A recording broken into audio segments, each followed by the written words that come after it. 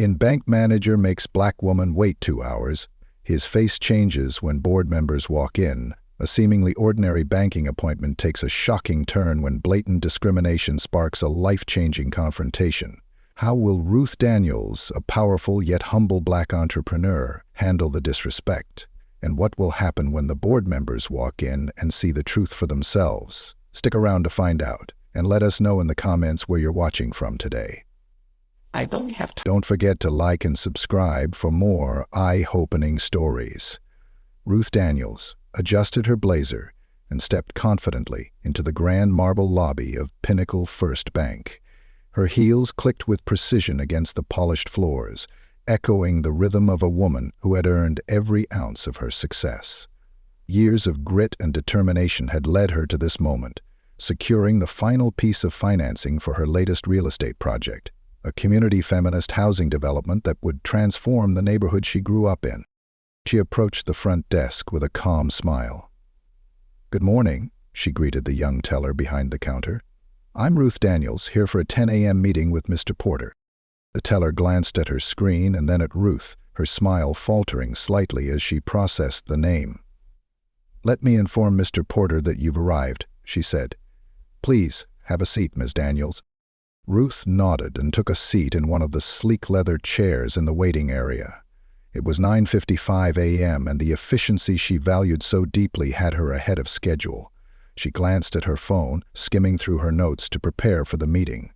The loan was practically a done deal. Her credit score was immaculate, her business portfolio robust. This was a formality, but Ruth understood the importance of optics. Minutes ticked by. At 10:10 a.m. Ruth noticed the teller glance nervously in her direction, then whisper to a colleague. Her chest tightened slightly, but she chose to remain composed. She had learned early in life that poise was often her best weapon. At 10:30 a.m., Ruth decided to inquire. She walked back to the counter, her tone polite but firm. "Excuse me, I just wanted to confirm. Has Mr. Porter been informed that I'm here?" The teller looked flustered, fumbling with her keyboard. "Yes, ma'am, he's aware. It's just, he's finishing up some other tasks right now. He'll be with you shortly." Ruth nodded, though her patience was starting to thin. She returned to her seat, crossing her legs and straightening her posture. She noticed the bank's other customers coming and going, each one being attended to promptly. Meanwhile, the clock continued to mock her professionalism with every tick. At 11 a.m., Ruth stood again. This time, her voice carried a sharper edge. "It's been an hour past my appointment time. I'd like to know what's causing the delay." The teller hesitated before picking up the phone. After a quiet exchange, she put the receiver down and said, "Mr. Porter will be out shortly." Surely turned into another half hour. When the bank manager finally emerged, his appearance did little to soften Ruth's rising frustration.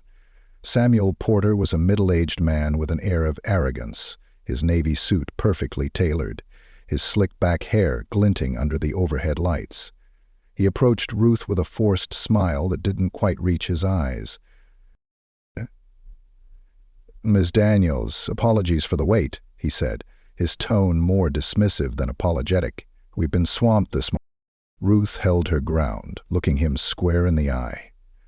"I had a 10 a.m. appointment. It's now 11:45. I'd appreciate it if we could proceed." "Of course," he said, gesturing toward his office. "Right this way." As they walked past the teller stations, Ruth couldn't help but notice the subtle glances exchanged by the staff. It was as though her presence had disrupted the unspoken order of the bank.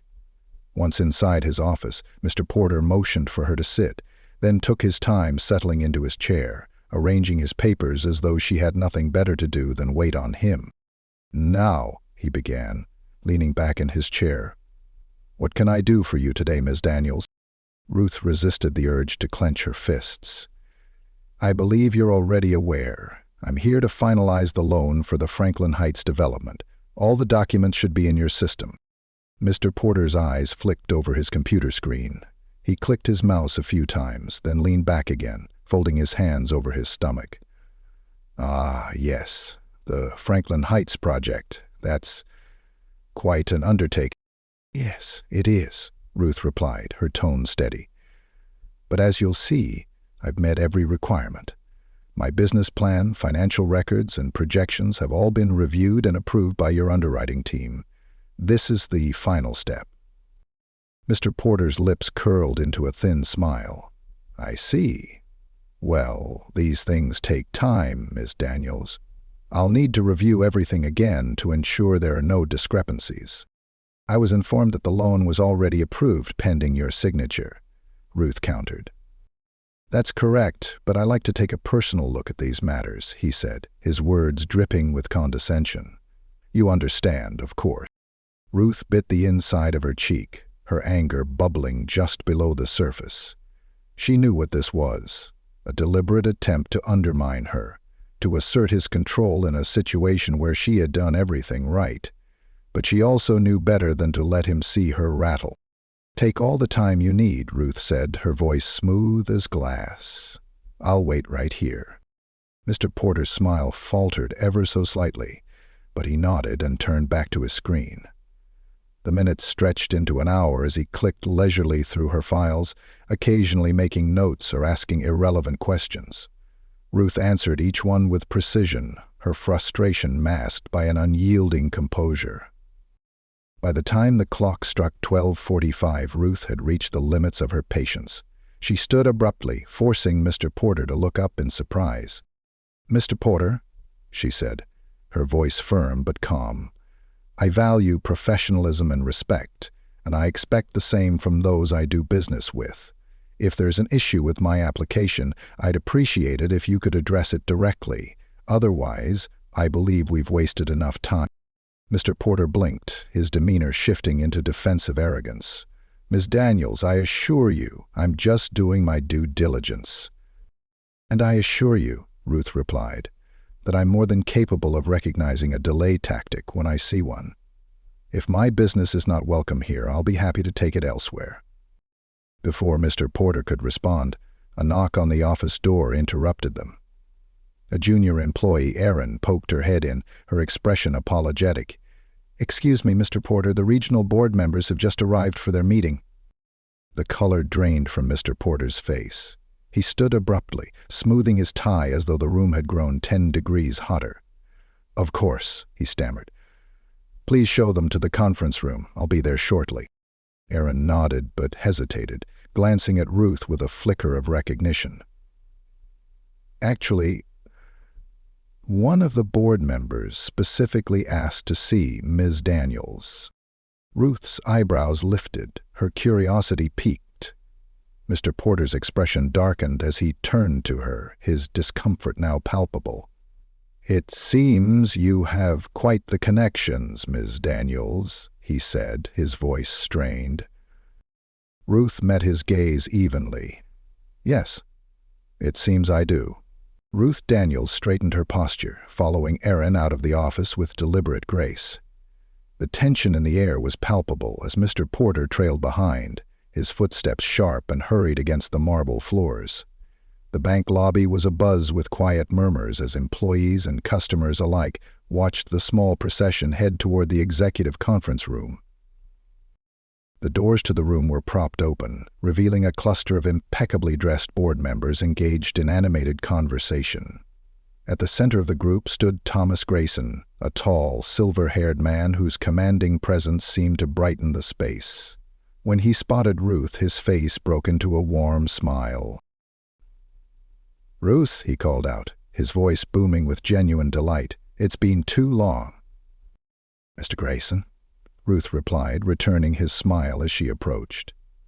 He extended his hand, but Ruth bypassed it, giving him a brief but heartfelt hug. The other board members exchanged curious glances, clearly intrigued by the familiarity. "Thomas, you're looking well," Ruth added, stepping back. "And you're as sharp as ever," he said, gesturing toward a chair. "Please have a seat. I hope Mr. Porter has been taking good care of you." The question was innocent enough, but the way Grayson's gaze darted toward Mr. Porter made it clear he suspected otherwise. Ruth hesitated for a moment, her eyes briefly locking with Porter's. His expression was stiff, his hands fidgeting at his sides. Let's just say the morning has been eventful, Ruth said diplomatically as she sat down. Thomas's brows furrowed, but he didn't press the issue. Instead, he turned to the other board members. Everyone, I'd like to introduce you to Ruth Daniels, one of the sharpest minds in real estate development. Her Franklin Heights project is exactly the kind of forward-thinking investment we need. The board members greeted Ruth warmly, some nodding in recognition. Mr. Porter, who had been hovering awkwardly by the door, stepped forward, attempting to regain control of the narrative. Yes, Ruth and I were just finalizing the details of her loan application, he interjected, his voice tight. It's a complex project, and I was ensuring all due diligence was completed. Ruth glanced at him, her expression unreadable. That's an interesting way to describe it, she said, her tone neutral but laced with subtle challenge. Grayson's sharp eyes didn't miss the underlying tension. Is that so? He asked, his voice carrying an edge of curiosity. He turned back to Ruth. And how's the process been from your perspective? Ruth took a deep breath, choosing her words carefully. I've found the underwriting team to be thorough and efficient, she began. However, the final steps of this process have been unnecessarily delayed. Mr. Porter shifted uncomfortably. I assure you, Mr. Grayson, I've been meticulous in my review. We have to ensure all procedures are followed to the letter. Thomas leaned back in his chair, studying Porter. Meticulous, you say? Ruth, did you have an appointment scheduled for this morning? Yes, Ruth said, her voice firm. At 10 a.m. I arrived early. And what time is it now? Grayson asked, his tone pointed. Ruth glanced at her watch. It's nearly 1 p.m. A murmur rippled through the room. The other board members exchanged looks, their expressions ranging from surprise to disapproval. Grayson's jaw tightened, but he maintained his composure. Samuel, he said evenly, I trust there's a very good reason why one of our most promising clients was left waiting for 3 hours. Porter opened his mouth, then closed it again, his face flushing. I was ensuring everything was in order, he stammered. Grayson turned to Ruth. Ruth, would you excuse us for a moment? I'd like to have a word with Mr. Porter in private. Of course, Ruth replied, standing gracefully. As she stepped into the hallway, she couldn't help but notice the satisfied glances exchanged among a few employees nearby. Clearly, Mr. Porter's behavior had not gone unnoticed within the ranks. Inside the room, the muffled sound of Grayson's raised voice could be heard, his words sharp and deliberate. Ruth allowed herself a small smile, but it quickly faded. Moments like these were a reminder of the barriers she still faced, no matter how far she had come. After several minutes, the door opened and Grayson reappeared, his expression calm but resolute. Ruth, come back in, he said. She stepped back into the room, her head held high. Mr. Porter remained by the wall, his face pale and his demeanor subdued. Grayson gestured for Ruth to sit again. I'd like to personally apologize for the way this matter was handled, Grayson said.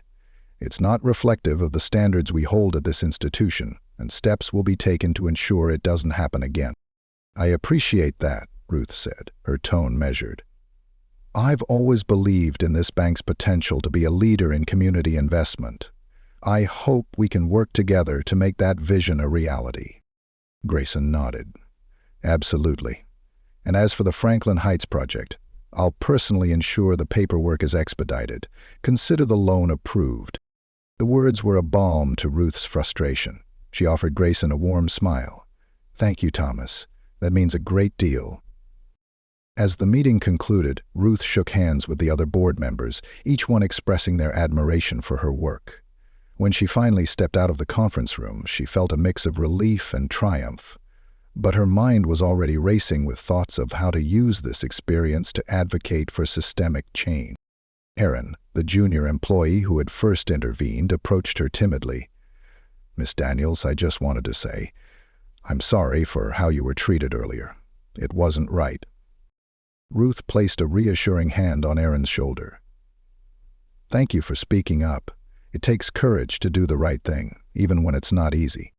Aaron nodded, her face brightening slightly. Ruth turned toward the exit, her stride purposeful. This wasn't just a victory for her, it was a step toward something greater. Ruth Daniels stepped out of the bank's conference room, feeling victorious but reflective. She had come here expecting nothing more than a standard transaction, yet the day had spiraled into a glaring reminder of the challenges she continued to face. As she made her way toward the exit, her stride was measured, her head held high, and her mind brimming with thoughts on how to channel this experience into something transformative. The bank lobby was noticeably quieter now, the earlier murmurs replaced by a collective stillness. Employees who had been observing from a distance quickly averted their gazes, though Ruth noticed some casting discreet smiles her way. Aaron, the junior employee who had been the first to acknowledge her plight, was stationed near the teller counters. When their eyes met, Aaron offered a small, supportive nod. Before Ruth could reach the doors, Thomas Grayson appeared beside her, his long strides quickly matching her pace. "Ruth, a moment if you don't mind." She stopped, turning to face him. "Of course, Thomas." He glanced around, lowering his voice to ensure privacy. "I wanted to personally thank you, not just for your patience today, but for handling the situation with such grace. You've given us an opportunity to address some systemic issues that, frankly, we should have tackled long ago." Ruth tilted her head, her expression thoughtful. "I appreciate that, Thomas, but the reality is, I shouldn't have had to exercise patience in the first place. This isn't just about today. It's about ensuring that every customer, regardless of their background, is treated with respect." Thomas nodded, his face grave. "You're absolutely right. And I'd like to extend an invitation to you. Our board is forming a task force to review and improve our customer service policies, with a particular focus on equity and inclusion. I can't think of anyone better to advise us than you." The offer caught Ruth off guard. While she was used to wearing many hats as a business owner, stepping into a role that could influence institutional change on this level wasn't something she had considered. Until now. She smiled. "I'd be honored to contribute. Let's make sure what happened today doesn't happen to anyone else." Thomas extended his hand. "Then it's settled. I'll have my office follow up with the details." As they shook hands, the weight of the moment settled over Ruth. It wasn't just a win for her. It was a step toward dismantling the biases that plague spaces like these. As Ruth exited the bank, she spotted a familiar face waiting by the curb. A young man in a neatly tailored suit with a camera bag slung over his shoulder. Michael, her assistant, had been waiting for her call but seemed to have taken the initiative to meet her directly. His face lit up as he saw her approach. "James Daniels, how'd it go?" he asked, opening the door of the sleek black car parked nearby. Ruth slid into the passenger seat, exhaling deeply as Michael joined her on the driver's side. "It was eventful," she replied, her lips curving into a wry smile. "Let's just say the loan is approved, but not without a few bumps along the way." Michael raised an eyebrow as he started the engine. "Do I even want to know?" "You'll read about it in my memoir someday," she joked, though the humor was tinged with truth. As they drove off, Ruth pulled out her phone and began drafting an email to her team. She wasn't just going to let this be another story of triumph over adversity. She was determined to turn it into a teaching moment. Later that evening, Ruth stood before her team in their bustling downtown office. The Franklin Heights project had brought together a diverse group of architects, designers, and community leaders, all united by a shared vision to create affordable housing without sacrificing quality or dignity. The energy in the room was palpable as Ruth recounted the day's events. "When I walked into that bank this morning, I thought it would be a simple transaction," she began, her voice steady. "But what I encountered was a stark reminder of the barriers we face, not just as professionals, but as people of color." Her team listened intently, their expressions ranging from outrage to admiration. Ruth continued, her tone growing firmer. "This isn't just my fight, it's ours. And while today was a victory, it's also a call to action. We can't just build better neighborhoods. We have to build better systems." A round of applause erupted, followed by a flurry of ideas as the team brainstormed ways to integrate social advocacy into their work. Ruth felt a swell of pride. This was the kind of ripple effect she had always hoped to create. Meanwhile, back at Pinnacle First Bank, the fallout from the day's events was already in motion. Thomas Grayson called an emergency meeting with the board and senior staff to address the situation. The conversation was candid and unflinching, with Grayson outlining new policies to ensure equitable treatment of all customers. Mr. Porter, whose behavior had sparked the upheaval, was notably absent from the meeting, having been placed on immediate administrative leave. By the end of the meeting, a sense of resolve filled the room. Grayson's voice carried the final word. "This isn't just about saving face. It's about doing what's right. And from this point forward, that's exactly what we're going to do." The following week, Ruth received a formal letter of apology from the bank, along with an invitation to speak at their upcoming Diversity and Inclusion Summit.